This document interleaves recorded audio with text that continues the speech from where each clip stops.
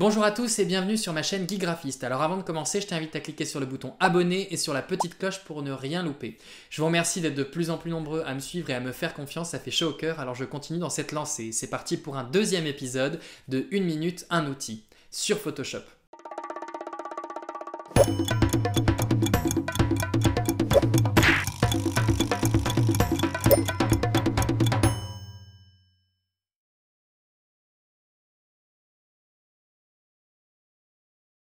Aujourd'hui, l'épisode est consacré à l'outil plan de travail. Alors sur Photoshop, je vais donc créer un élément donc, de 500 pixels par 500 pixels en résolution de 72 ppp pour l'exemple, tout simplement, je vais mettre exemple. Et je vais cliquer sur plan de travail pour bien le faire afficher. En fait, plan de travail va vous permettre de gagner du temps, tout simplement.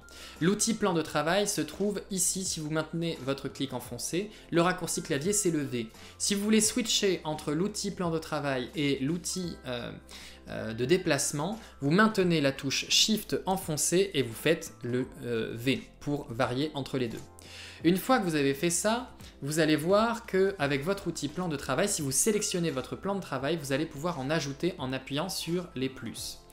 Vous allez comprendre pourquoi en fait ils sont intéressants, tout simplement parce que vous allez pouvoir gagner beaucoup de temps en utilisant les outils plan de travail. Donc une fois qu'on a créé ces 4 outils plan de travail, ce que je vous propose c'est de les renommer.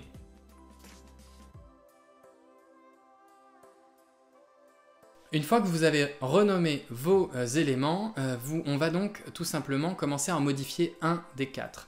Donc j'utilise l'outil pot de peinture, je vais faire quelque chose d'assez rapide et de simple.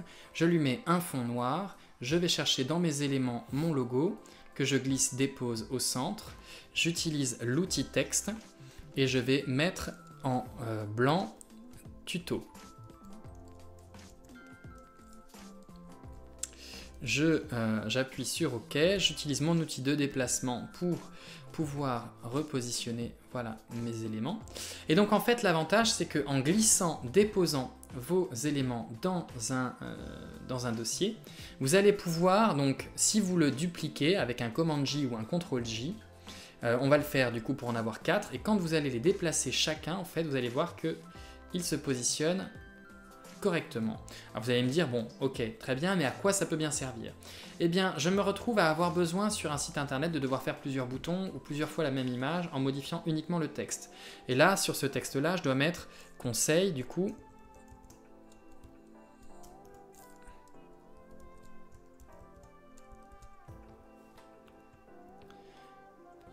Sur celui-ci, je dois mettre méthode.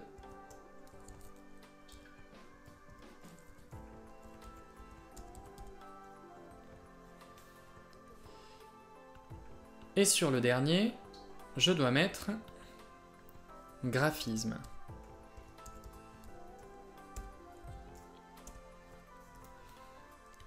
J'aurais même pu mettre retouche photo sur un 5e. Une fois que vous avez fait ça, l'avantage c'est que lorsque vous allez exporter vos éléments, donc on va aller dans Fichier, Exporter, Exporter sous,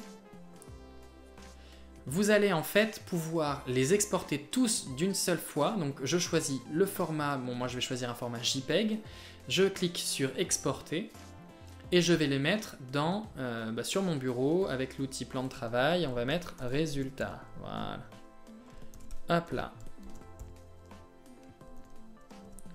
Vous cliquez sur ouvrir, très bien, et là si je vais donc sur mon bureau, outil plan de travail, résultat, j'ai mes 4 éléments exportés. Et voilà, cet épisode est maintenant terminé, alors j'espère que ça t'a plu, n'hésite pas à laisser un pouce en l'air, tu peux aussi partager cette vidéo autour de toi.